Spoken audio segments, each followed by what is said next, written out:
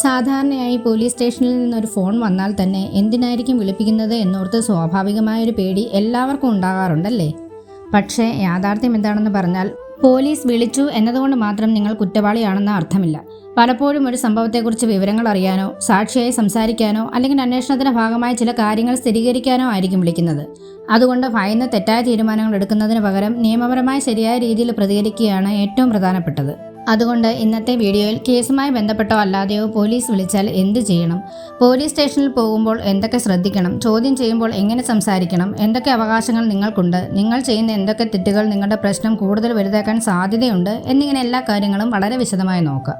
ആദ്യം മനസ്സിലാക്കേണ്ടത് സാഹചര്യം എന്തെന്ന് മനസ്സിലാക്കുക എന്നതാണ്. പോലീസ് നിങ്ങളെ വിളിക്കുന്നത് എന്തിനാണ് എന്ന് ചോദിക്കുക. സാധാരണയായി പോലീസ് ഒരാളെ 3 പ്രധാന സാഹചര്യങ്ങളിലാണ് വിളിക്കാറുള്ളത്.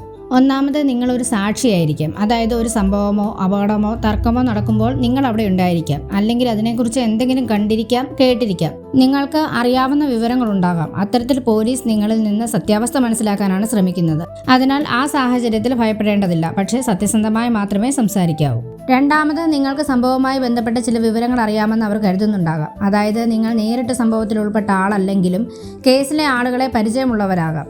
സംഭവത്തിന് മുൻപോ ശേഷമോ ഉള്ള ചില കാര്യങ്ങൾ നിങ്ങൾക്കറിയാമായിരിക്കാം. അല്ലെങ്കിൽ അന്വേഷണത്തിന് സഹായകരമായ വിവരങ്ങൾ നിങ്ങളിൽ നിന്ന് ലഭിക്കാമെന്ന് അവർ കരുതുന്നുണ്ടാകാം. അതിനാലാണ് സ്റ്റേഷനിൽ വരാൻ പറയുന്നത്.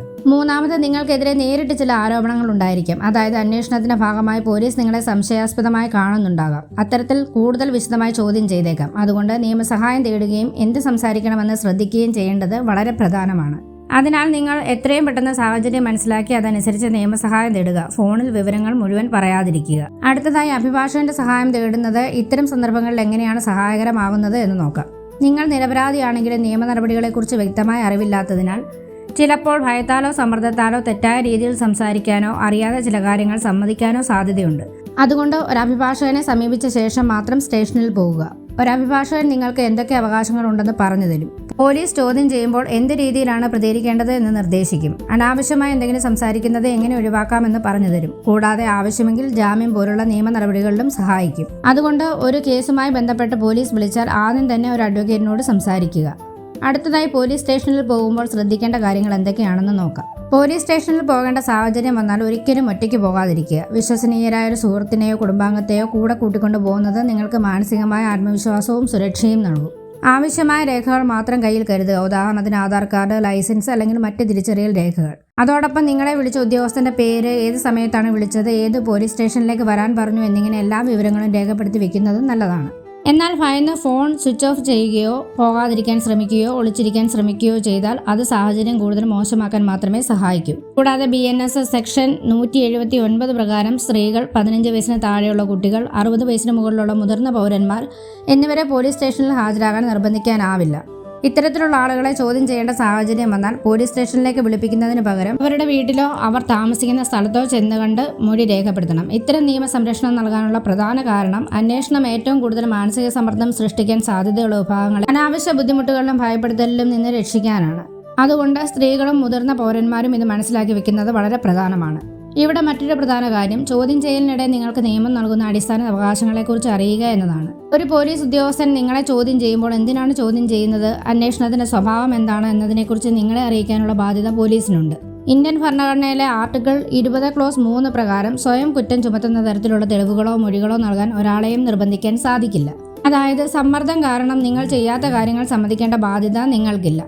കൂടാതെ ചോദ്യം ചെയ്യലിന്റെ മുഴുവൻ സമയത്തും പോലീസ് ഉദ്യോഗസ്ഥർ നിങ്ങളോട് മാന്യമായും ബഹുമാനത്തോടെയും പെരുമാറേണ്ടത് നിയമപരമായ ബാധ്യതയാണ്.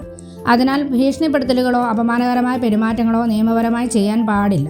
ഏറ്റവും പ്രധാനമായി ചോദ്യം ചെയ്യലിനിടെ ഏത് സമയത്തും ഒരു അഭിഭാഷകനെ ബന്ധപ്പെടാനുള്ള അവകാശം നിങ്ങൾക്കുണ്ട്. അതിനാൽ നിങ്ങൾക്ക് അസ്വസ്ഥതയോ സമ്മർദ്ദമോ തോന്നുന്ന സാഹചര്യത്തിൽ അഭിഭാഷകന്റെ സഹായം ആവശ്യപ്പെടുന്നത് പൂർണ്ണമായും നിങ്ങളുടെ അവകാശമാണ്. അതോടൊപ്പം നിങ്ങൾ അറിഞ്ഞിരിക്കേണ്ടത് ഒരു പോലീസ് ഉദ്യോഗസ്ഥൻ നിങ്ങളെ ചോദ്യം ചെയ്യുമ്പോൾ ആദ്യം തന്നെ നിങ്ങൾ ശാന്തത പാലിക്കണം. ഉച്ചത്തിൽ സംസാരിക്കുകയോ വഴക്കിടുകയോ അമിതമായി വികാരാധീനനാവുകയോ ചെയ്യരുത്. നിങ്ങൾക്കറിയാവുന്ന കാര്യങ്ങൾ സത്യസന്ധമായി പറയുക. പക്ഷെ അതോടൊപ്പം അനാവശ്യമായി അധികം സംസാരിക്കുന്നത് ഒഴിവാക്കുകയും വേണം. നിങ്ങൾക്ക് വ്യക്തമായി അറിയാത്ത കാര്യങ്ങളെക്കുറിച്ച് ചോദിച്ചാൽ എനിക്കതിനെക്കുറിച്ച് ഉറപ്പില്ല അല്ലെങ്കിൽ എനിക്ക് വ്യക്തമായി അറിയില്ല എന്ന് പറയുക. മറ്റൊരു വളരെ പ്രധാനപ്പെട്ട കാര്യം രേഖകളിൽ ഒപ്പിടുന്നതിനെക്കുറിച്ചാണ്. പലരും ഭയത്താലോ തിരക്കിലോ ഒന്നും വായിക്കാത്ത രേഖകളിൽ ഒപ്പിടുന്ന വലിയ തെറ്റ് ചെയ്യാറുണ്ട്. നിങ്ങൾക്ക് നൽകുന്ന ഏതൊരു പേപ്പറും പൂർണ്ണമായി വായിക്കാതെ ഒരിക്കലും ഒപ്പിടരുത്. കാരണം അതിലെന്താണ് എഴുതിയിരിക്കുന്നത് എന്ന് മനസ്സിലാക്കാതെ ഒപ്പിടുന്നത് പിന്നീട് വലിയ നിയമപ്രശ്നങ്ങൾക്ക് കാരണമാകാം. നിങ്ങൾക്ക് എഴുതിയിരിക്കുന്നത് എന്താണെന്ന് മനസ്സിലാവുന്നില്ലെങ്കിൽ അല്ലെങ്കിൽ അതിൽ എന്തെങ്കിലും സംശയം തോന്നുന്നുണ്ടെങ്കിൽ വളരെ വ്യക്തമായി എൻ്റെ അഭിഭാഷകന്റെ സാന്നിധ്യത്തിൽ മാത്രം ഞാൻ ഒപ്പിടാം എന്ന് പറയാം. കാരണം അത് നിങ്ങളുടെ നിയമപരമായ അവകാശമാണ്. ഇനി പലരും അറിയാതെ ചെയ്യുന്ന ചില വലിയ തെറ്റുകളെക്കുറിച്ച് നോക്കാം. പോലീസ് വിളിച്ചാൽ ഒരിക്കലും ഒളിച്ചോടാൻ ശ്രമിക്കരുത്. ഫോൺ ഓഫ് ചെയ്ത് മറഞ്ഞിരിക്കാൻ ശ്രമിക്കരുത്. കാരണം അത്തരത്തിലുള്ള പ്രവൃത്തികൾ അന്വേഷണ സംഘത്തിന് നിങ്ങളെ കൂടുതൽ സംശയാസ്പദനായി തോന്നിക്കാൻ ഇടയാക്കാം. അതുപോലെ തെറ്റായ വിവരങ്ങൾ നൽകുന്നതും വ്യാജ കഥകൾ ഉണ്ടാക്കുന്നതും സോഷ്യൽ മീഡിയയിൽ വികാരാധീനമായി വീഡിയോ ചെയ്യുകയോ ആരോപണങ്ങൾ പ്രചരിപ്പിക്കുകയോ ചെയ്യുന്നതും ഒഴിവാക്കണം. അതോടൊപ്പം പോലീസ് ഉദ്യോഗസ്ഥരോട് വഴക്കിടുന്നതും പ്രകോപനപരമായി സംസാരിക്കുന്നതും ഒരിക്കലും നല്ല രീതിയിലുള്ള ഫലം നൽകില്ല. അതിനാൽ എല്ലായ്പ്പോഴും ശാന്തവും നിയന്ത്രിതവുമായ സമീപനം പാലിക്കുന്നത് വളരെ പ്രധാനമാണ്. അവസാനമായി മനസ്സിലാക്കുക, നിയമത്തെക്കുറിച്ചുള്ള അറിവില്ലായ്മയാണ് പലപ്പോഴും ആളുകളെ കൂടുതൽ പേടിപ്പിക്കുന്നത്. അതിനാൽ ഓരോ പൗരനും ഇന്ത്യൻ നിയമപ്രകാരം ചില അടിസ്ഥാന അവകാശങ്ങൾ ഉണ്ടെന്ന് മനസ്സിലാക്കണം. നിങ്ങൾക്ക് മിണ്ടാതിരിക്കാനുള്ള അവകാശമുണ്ട്. അഭിഭാഷകന്റെ സഹായം തേടാനുള്ള അവകാശമുണ്ട്. അറസ്റ്റ് ചെയ്താൽ അതിന്റെ കാരണം അറിയാനുള്ള അവകാശമുണ്ട്. കൂടാതെ നിങ്ങളുടെ കുടുംബാംഗങ്ങളെ അറിയിക്കാനുള്ള അവകാശവും നിയമം നിങ്ങൾക്ക് നൽകുന്നുണ്ട്. ഈ വീഡിയോ നിങ്ങൾക്ക് ഉപകാരപ്പെട്ടെന്ന് തോന്നിയാൽ വീഡിയോ ലൈക്ക് ചെയ്യുക. മറ്റുള്ളവർക്ക് ഉപകാരപ്പെടാൻ ഷെയർ ചെയ്യുക. ഇത്തരത്തിലുള്ള കൂടുതൽ വീഡിയോകൾക്കായി ചാനൽ സബ്സ്ക്രൈബ് ചെയ്യുക.